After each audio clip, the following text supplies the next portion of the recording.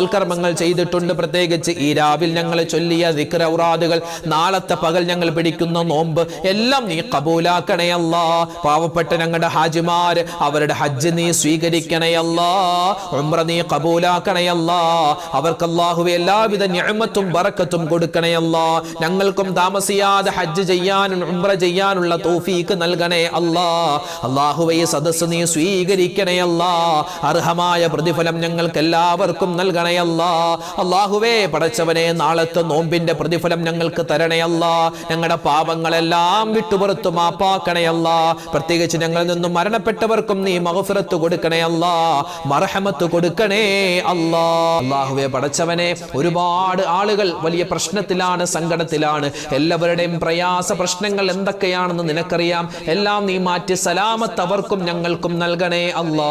ഞങ്ങളുടെ മക്കളെ സ്വാലിഹീങ്ങളാക്കണേ അല്ലാ. ഞങ്ങളുടെ മക്കൾ